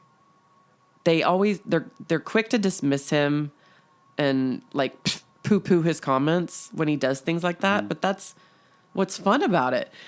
And instead of being like, you know, oh, tell us more, they're like, really? What are you talking about? And he goes, well, the way a koala hugs a tree, her arms don't come fully into her body, so she can't rotate quickly enough. And she sort of hugs the air like a koala hugs a tree. You know, just, I love his commentary. I think it brings so much to the sport. And he's right, in my mind, he's right up there with the legendary Scott Hamilton, who's also great at the commentary. He brings his own expertise, of course, but also his love and passion for figure skating. You can feel it, and that's how Johnny Weir is. And I just think he's fantastic, and I just wanted to give him some love amidst any backlash on his commentating for this recent Olympics. Okay. That's my hot take. Go Johnny Weir. Yay. Yay for the gay. Does it make you mad or happy that you're a level 1 autistic and a level 2 figure skater? Hey. You're a better figure skater than you are an autistic person. Listen. You're a level 2 skater, Mary Beth. You're only a level 1 autistic person. I have an update. What? Are you level 3 now? Did you skip a level? Listen to this. So Mallory decides, like, I have sometimes needed to tell her, like, directly, Mallory, I can only handle one crisis a week. One life-changing crisis from you a week. Okay? Mm-hmm. This week, she has decided that she's going to resume her tennis career. The IUS tennis coach was interested. They have a spot. He's been interested from the beginning for her. Whatever. So since she's going back to tennis, she'll finish out this ice skating session with me, this winter session, and then I'm on my own. She'll still skate with me, like public skate, but that gives me a chance to be a little selfish. Like, I'm going to miss that because I've had so much fun with her on it. But I talked to my coach. on Saturday's lesson. And I said, registration is up now for the next session. I'm going to keep going. I said, what should I sign up for? And I was like, I really, really want private time with a coach. It's hard to come to public skate and it's crowded and you can't find your own little corner of the ice to practice. So we go 2 times a week and then to lessons. I was like, it's impossible for us to practice between lessons because of this public skate. I was like, I really love private lessons. And so she told me, I was like, what level do I need? She was like, you need to sign up for level 4. So in these last couple sessions, I'm going to be ready for level 4, Gosh. Senior Olympics. You're getting ready for the Senior Olympics. And she's going to be my private coach. You are Senior Olympics. I don't know what year that is, but can't wait. It's going to be lit. All right, Mary Beth. Yeah. You and I both have a special place in our hearts for a TV character that exhibits certain traits of high-functioning autism, since we're on that topic. Our boy, Sheldon Cooper, is widely known to be on the spectrum, but in a general and sort of like non-pathologized... Did I say that right? Pathologized? Pathologized. Yeah, there you go. You said it earlier. Did you ever, or do you ever, watch The Big Bang Theory and sort of talk to your inner self about how relatable Sheldon is to you? All right, so I will say that, again, before Mom ever told me about this autism thing, she, for years, was trying to get me to watch The Big Bang Theory. I had seen bits and pieces. I knew from what I saw that I was going to like it, and I refused to watch it until it was available to stream because I wanted to watch everything in order. Mm-hmm. I finally got that chance, but I'm telling you, years. And the reason now I know that she was trying to get me to watch the show is that she thought I would see a lot of myself in Sheldon. Uh-huh. Mom, sneaky sneaks. Sneaky sneak. It's exactly what she was doing. So during the COVID lockdowns, and I was on furlough, so I worked 2 weeks and I was laid off 2 weeks, worked 2 weeks. So I had plenty of time, and that's when I first watched The Big Bang Theory. And yes, I definitely saw parts of myself. When we would watch it together, like me, Mallory, and Josh, what's funny is they would, laugh and point and be like, oh my God, Mom, that's you. You do that, or whatever. But you want to know about specific moments for me, like where I had sort of aha moments. So, okay. The pickiness about the food, like Leonard always brings him dinner and he's like, did you get the peanut sauce? Did you get the low sodium? Did you ask for, chop the rice and blah, blah, blah, whatever. And that's kind of me. So those things were like funny, haha. But there was an episode where Sheldon, they discover a box of old things. One of the items is a really awful, itchy sweater that has Leonard's name on it that he got as a present from his episode. Right. So he's trying to take that DVD back. Right. So in that box of old things, there's the DVD that Leonard had promised Sheldon he would return to the video store. Now, this was years ago. Well, Sheldon's like, okay, I promise I won't flip out if you take it back and take care of it. But Sheldon said, you have to wear that sweater until the DVD is returned. So Leonard puts the sweater on. No problem. Takes the DVD with his head held high, nose in the air, and goes to take it back. Okay. So we go through the whole episode, and Leonard has all kinds of problems taking it back. Why? Because the video store that they rented it from is closed for business, like went out of business. Yeah. There is no next of kin that he can send the DVD and late charges to. On and on, right? But as this is happening and Leonard keeps running into these brick walls, he is suffering, like physically suffering, because the sweater, he's having some sort of allergic reaction. Like his skin is rashed up. He's putting like his nipples are chafing. He's putting like frozen vegetables on his chest. And one of my favorite Penny lines is, "Oh my God, what is that thing made of? Bees?" Because he's just like swollen Yeah. and patchy, and he is just dying. You can see the anguish. At the end of the episode, Sheldon finally admits to him, "Okay, I took the DVD back years ago because I knew you didn't. Because we can't handle things that aren't resolved, right?" And he's like, Leonard is pissed. He's like, "What? What?" But he said, "I needed to teach you a lesson. This is what it's like for me when things are unresolved, when things are not squared away, taken care of, ended, whatever.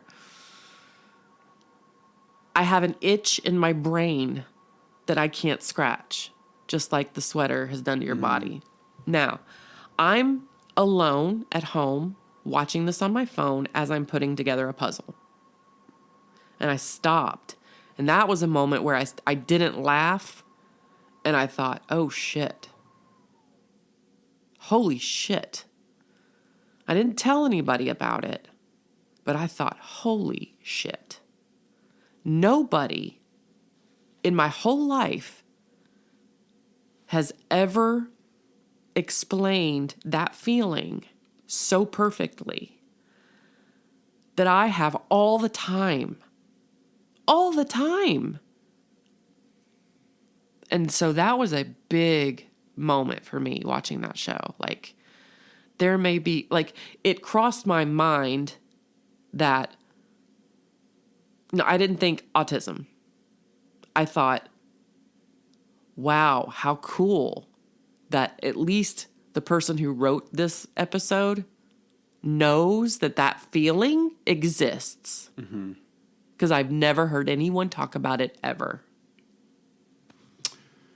Well, maybe I should have started with this. Unless you've been living under a rock for the last 18 years when the show first started, 19 years, whatever it was. Sheldon Cooper from The Big Bang Theory and young Sheldon is widely interpreted by viewers and experts to exhibit traits that are consistent with ADS, right? Autism spectrum disorder, or Asperger's syndrome. So, he's got the strict routine adherence, social skill challenges, intensity, hyper-focus interest, like you said earlier. He's got OCD. Right. However, it's never mentioned. I was going to say the show creators have never officially labeled him as an autistic. And no one ever uses that term. Yeah, so they basically just stating his quirks are sort of designed for the comedic effect. So I feel like everybody should know who Sheldon Cooper is, but even if you haven't seen the show. Yeah, it's not official. Right. But even what's his name? Who plays Jim Parsons. Even Jim Parsons, I know, has said publicly that no one's more autistic than Sheldon Cooper. Yeah, he basically. He certainly acknowledged that the character has Asperger-like characteristics, but I think he thinks the writers sort of deliberately avoided, a diagnosis just to kind of prevent anyone from making that character's traits like a punchline. You know what I mean? Well, yeah, and also you have to be very careful about becoming the poster child for autism, right? Because everyone's going to assume it's always like that. Like, I'm autistic. I don't have to knock 3 times before I enter a room, and I don't require roommate agreements. Right, yeah. It's different. Yeah, because I think some people in the autism community or whatever, however you want to identify that, I think some people think his representation is positive, but I think others feel like it's too over the top. Do you know what I mean? Too exaggerated for comedy. But that's been kind of what the audience or the / community has come back and said about his character. I think it's brilliant. Oh, clearly. And I think it actually makes his character lovable. Don't you? Oh, yeah. 1,000%. Yeah, I mean, I fell in love with this character from day one. It didn't take me midway through the series to be oh, you know what? I really like that character. It was that's awesome. This dude is the show. Yeah. So yeah, I related to a lot of it, and I just think it's funny how...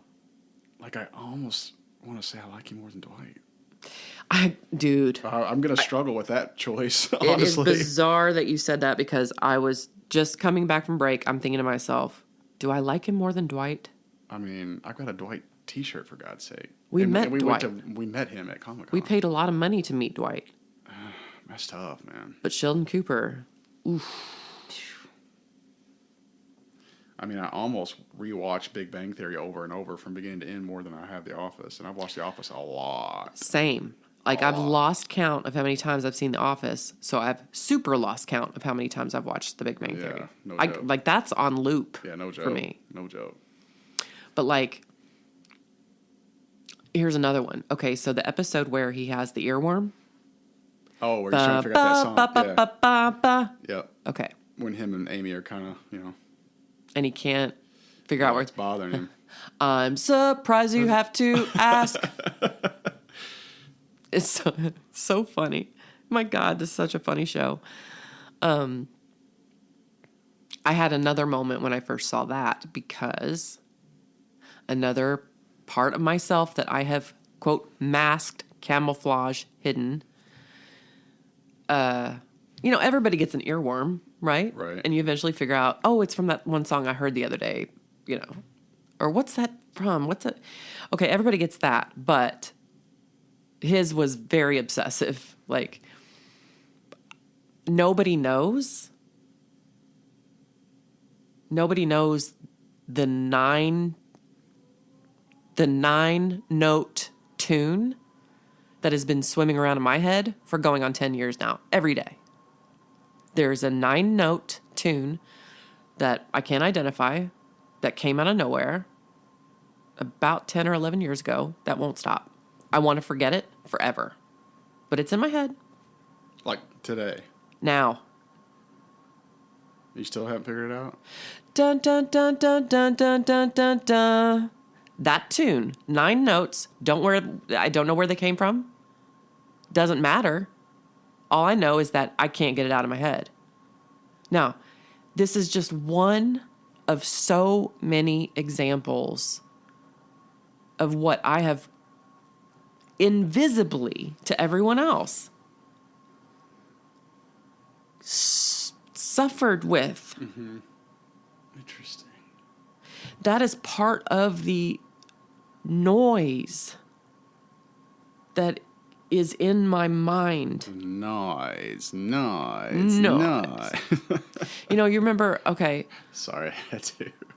So remember when you were recovering from knee surgery and we did an episode from Mom and Dad's house because you were there recovering. Mm-hmm. And Kajal was with us and we were reading those cards about the family game night that hits different. Mm-hmm. We were asking each other really probing questions. And as we've done things like that, you continue to learn things about me that surprise you because you've seen a version of me your whole life that doesn't fit with what I'm telling you is the truth about what I go through. And you had said something in that episode, was something along the lines of, I am so fascinated by your mind, like how your brain works, because of how I answered a question. And Kajal was sitting next to you and she asked me, what has life been like for you with a brain like yours? And I said, lonely. Do you remember that? Mm-hmm. I said, lonely, very lonely. Because, again, a million private little things that I don't share with anyone that you don't see. And it's overwhelming and exhausting. I bet. And, about Sheldon Cooper, I relate very much to what a shitty friend he is. Now, his character evolves, and the people around him who stick with him and love him anyway, despite all those, quote, quirks, teach him a lot about love and emotion and how to show people you care about that you care about them. Mm-hmm. So he comes a long way, right? Yeah, it's so funny. I forgot where I was going with that. Oh, a shitty friend. Right. Time and again, and it's part of the humor of the show, what a shitty friend he is. He has to be in control of everything. He doesn't like change. He wants to be included, but he also reserves the right to opt out and just say, that sounds terrible. Like, I love when he's trying to figure out what to do with this free evening. And that's the one to beat. Yeah. Like, okay. Yeah. So stop selling it, kid. You already won. Right. So, like, I understand very much and relate very much to the concept of wanting. I want to be invited. I want to be included, but I also want to reserve the right to say, I'm not coming. I can't. Yeah. You know, but it makes him a very shitty friend a lot of the times because it's hard for him to reciprocate. You know, just like the gift thing. Yeah. One of my favorite episodes is the Christmas one where Penny brings them gifts before Christmas. And he's like, you've not given me a gift. You've given me an obligation. I mean, I hear these things, right? When I'm watching the show for the first time and I'm thinking, okay, is it weird that this guy says things I'm always thinking? Because gifts have always made me feel uncomfortable. Mm-hmm. Because you have to find something. Like if someone gives you a really thoughtful gift, you feel obligated to exert the same amount of effort and thought to giving them the same kind of gift. 3:30. Are we good? Okay. Joe's asking me what time it is. No, I just had somewhere to be in a couple Yeah. hours, so I was making sure we were good. Well, anyway, so I love that episode because of that whole concept that no one ever talks about. And I've got to give a shout out to my best friend, Andy, and everyone's favorite our favorite physical therapist and friend of the show. She's my best friend in the whole world. And in fact, I got to say, you know, we went through from 6th grade on in school together, but it wasn't until we started emailing in college, her from IU and me from Ball State at the time. And then we met up on Thanksgiving, that first Thanksgiving break, and just we were inseparable. Mm-hmm. You didn't see one without the other for years and years. Mm-hmm. And then what's crazy is, okay, so her tribe is my whole heart, right? Her husband and her kids. And yet I am a shitty friend because, like, so she's in the phase of parenthood. I've said this before, where the kids' activities are all consuming. I don't remember the last time she and I had a moment to ourselves to, like, go have dinner, catch up. I need to be investing in this person I care about so much. I need to be asking her, what's going on in your life? Mm-hmm. How are you, mind, body, spirit, you know? Yeah. Like we used to. But the only time I see her is when we're at her house or whatever, and it's very noisy. These are a noisy folk, right? Her husband is this beautiful, big, strong, splendid, loud black man, and her kids are beautiful, loud children. And for me, that environment is overstimulating, right? So it's very difficult for me to have a side conversation. Like, we branch out, you know, we talk, and Josh talks to Joe about this and that. It's just hard for me. I'm trying to drown out everything so that I can focus on what she's saying and, you know, processing it. And I feel like my autism has made me a shitty friend in that respect, because I don't reach out and say, because I feel, now, it seems like I'm a shitty friend. However, my feeling is I would just be burdening her because she's so consumed with the kids' activities. She's so busy now. I remember that time. Mm-hmm. I remember that age. I know how all-consuming it is and how busy you are. So what am I going to do? Burden my best friend? I'm going to call her and say, can you carve out a couple hours for me out of your impossible schedule? look at that calendar full of chaos and carve out some hours for me so that we can go have a quiet dinner just to ourselves to talk and catch up. So it's always a struggle. And so I relate very much to Sheldon being a shitty friend. I get it. Yeah. What's your favorite Sheldon line? Oh, I got it. What is it? Oh, there are two. Okay, so when they are going to get the patent for the gyroscope, right? Mm-hmm. Okay, so Sheldon's wearing a bow tie. And before they go into this meeting, Wallowitz makes fun of his bow tie. And as a comeback, Sheldon looks at him and goes, "Oh, yeah? Well, you're an engineer. End of joke. Burn." Hilarious. Fucking hilarious. I love when he does the laugh. Yeah. So, because he's always making fun of him for being an engineer. It's so funny. My God.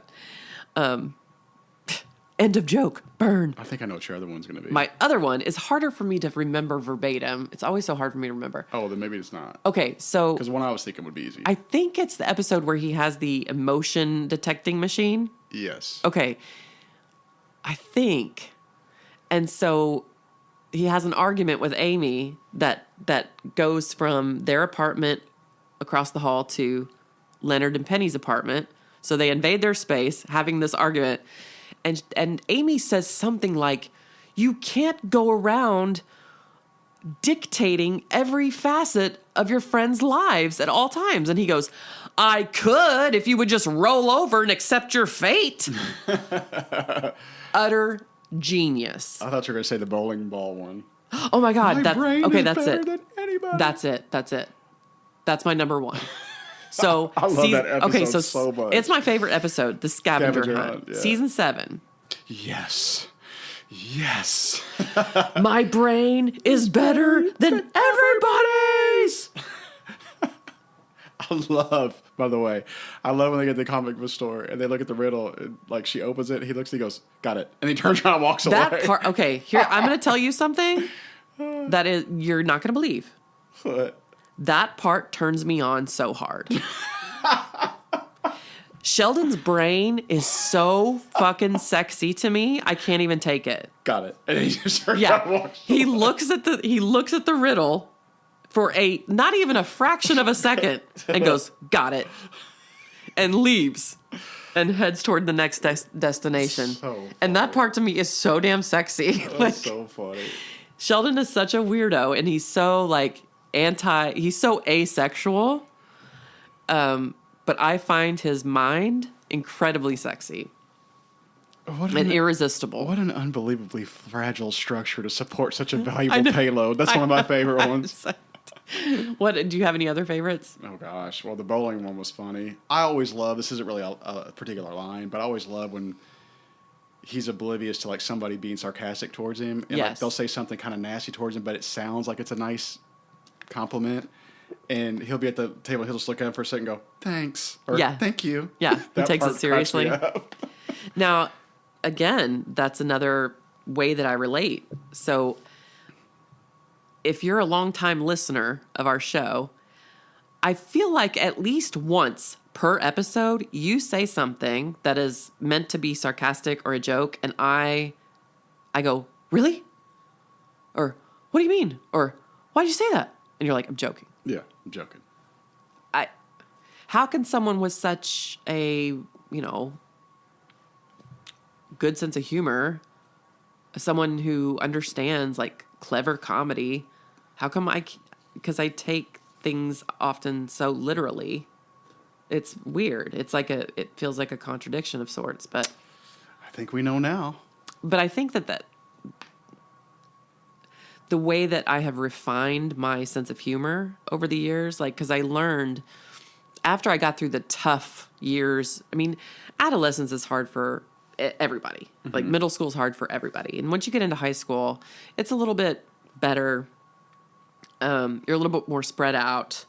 I remember learning at that age that the safest place for me to be socially, like, I was fortunately, I guess, according to what people have always told me, I was cute enough to be included in the popular Like we were very cliquish at that in Gen X, right? So we had the hoods and we had the nerds and we had the theater kids and the athletes and the popular. Okay, so I was always like clumped in with the popular crowd, I guess, to an outside observer. I can tell you 1000%, I never, ever, ever felt like I was part of that crowd. I knew I did not belong, and I'm sure they knew I didn't belong. I did not belong in that category. I did not relate to those people. I did not like the same things they liked. They were basic to me and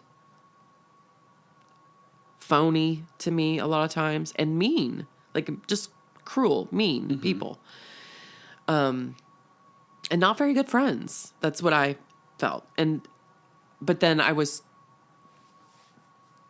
in theater, so I was like, I was cute enough to be included in the popular crowd, but I was like, but I was too much of a theater kid to be totally accepted by them, but I was too popular to be totally accepted by the theater kids. You know what I'm saying? So it's like and I was an athlete. I use the term very loosely, being on the tennis team and cheerleading, but I was never quite, but I didn't win trophies, so I wasn't fully accepted. So I never felt I belonged anywhere, really. So I very much relate to that part of Sheldon's experience. Like, just trying to feel like you're included into a friend group and not really feeling like you belong. Yeah, plus that age just can suck anyway. Yeah, well, I like my sense of humor. I was saying, I learned that the safest place to be was the funny person. As long as I'm funny, as long as I'm making teachers laugh and I'm making other students laugh, I'm safe. Because nobody bullies the funny kid. Right. So I tried very much to be funny and delightful as I could.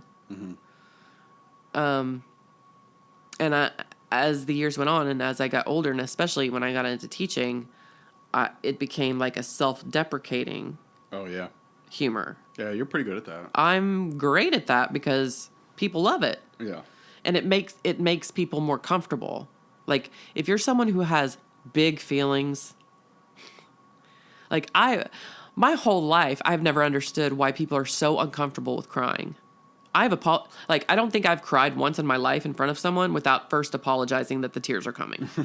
People are so fucking uncomfortable with those kind of emotions. And I have never understood that. Like, we are designed to experience these emotions, right?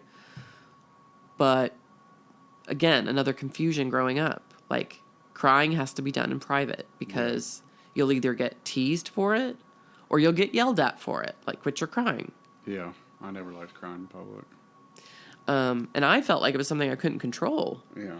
And so just another way I felt like an outsider in my own family, in my own household, because nobody displayed emotions the same way I did. And I very much got a message that the way I expressed emotions was not the right way. And I guess we can get close to wrapping up here by saying, I remember many, many times saying to my mom, I came out wrong because I was misdiagnosed my whole life. You know, you're moody and sensitive and you cry a lot, so it must be depression, right? So I did all the experimentation with the doctors on this medication and that medication, and it's very grueling. It's not fun. And I did that for years and years, and it never felt quite right.